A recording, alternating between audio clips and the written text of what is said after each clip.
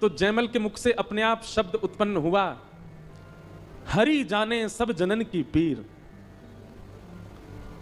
हरि सब लोगों की पीड़ा समझते हैं और हरि हमारे रक्षक हैं, तो हरि ही रक्षा करेंगे।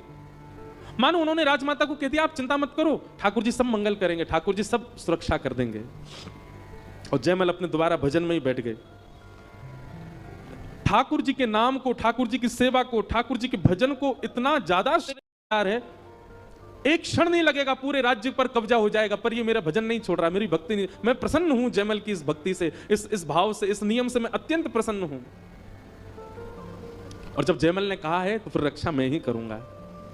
और इतने में ही श्याम वर्ण के प्रभु श्री राम पीली पीतांबरी पहने, गले में सुंदर वैजंती माला पहनी है, सुंदर कुछ आभूषण पहने हैं, सिर पर मुकुट पहना है, एक राज योद्धा की तरह कवच धारण करके, अपने कंधे पर धनुष लेकर के, बाण सजा करके तुरंत गए और जाकर के जयमल के ही अश्व को, जयमल के ही घोड़े को, जिस घोड़े पर बैठ करके जयमल युद्ध करने जाता था, उस घोड़े पर प्रभु श्री राम जाकर के बैठ गए और ना जाने कैसे राजभवन के ऊपर छत पर ले जाकर के उस घोड़े को खड़ा कर दिया।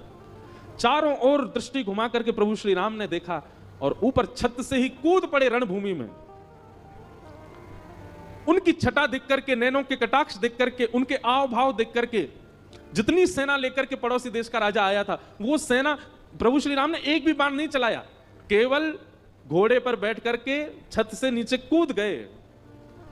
उनकी छटा देख करके, उनका रूप देख करके, उनका यौवन देख करके, उनके अंग की सुगंधी से जितनी सेना आई थी, सारी सेना मूर्छित होने लगी। और देखते ही देखते पूरी सेना मूर्छित होकर के, जैसे मानो सुसुप्ति अवस्था में पड़ गई हो, अपने अस्त्र शस्त्र छोड़ करके सब लेट गए